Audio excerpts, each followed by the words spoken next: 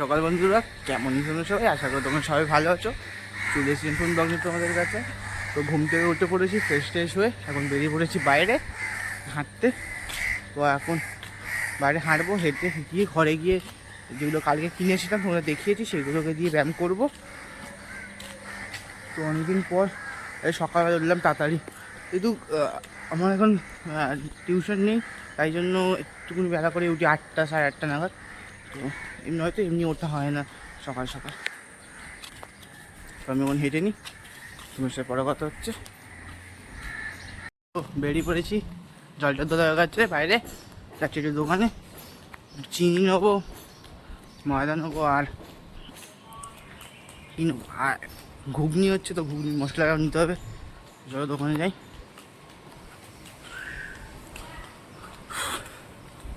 দাদা চিনি আছে? চিনি আচ্ছা, 2 কিলো চিনি দাও তো, আর 500 ময়দা, একটা ঘুগনি মশলা দাও।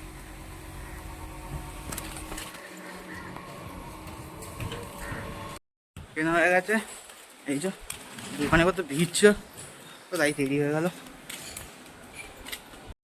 তো দোকান থেকে চলে এসেছি, এখন খেতে বসে বলেছি।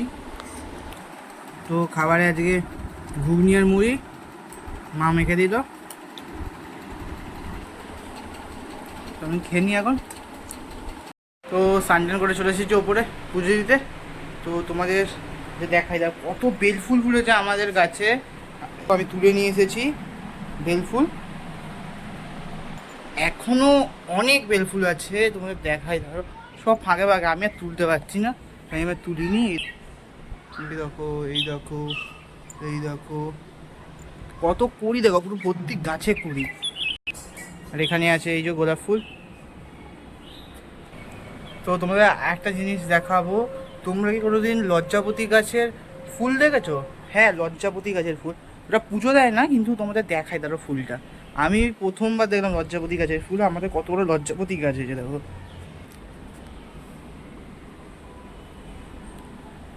কত বড় লজ্জাপতি গাছ। এই দেখো লজ্জাপতি গাছের ফুল।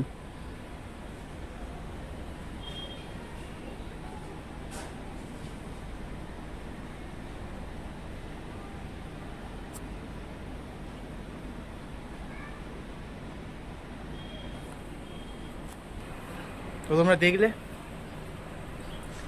তো আমি পুজোটা দিয়ে দিই আর তোমার সাথে কথা বলছি। তো খেতে বসবো এখন।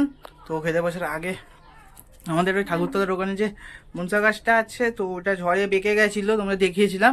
তো সেটা এখন পড়ে গেছে, ভেঙে গেছে পড়ে, মানে অর্ধেক লেগে গেছে, অর্ধেক ভেঙে গেছে। তো তোমাকে দেখাই, চলো। তোমাকে দাও দিয়ে কেটে ওটা আগে তোমাকে নামাতে হবে, তারপরে তোমাকে টেনে সরাতে হবে। ওটা আমার মানে তো তোমরা দেখালাম।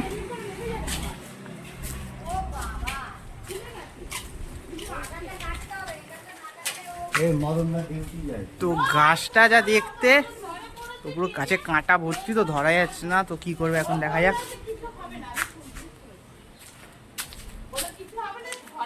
তো খেলতে থেকে চলে এসেছি এখন উপরে, পুজো দেওয়া হয়ে গেছে। তো আবার ভাবছি আজকেই ফুলটা আনতে যাব না কালকে আনতে যাব। কালকেই যাব, একবারে হাঁটতে যাব যখন, তখন একবারে ফুলটাকে নিয়ে আসবো কালকে, এখন আর রাত্রিবেলা যাবো না।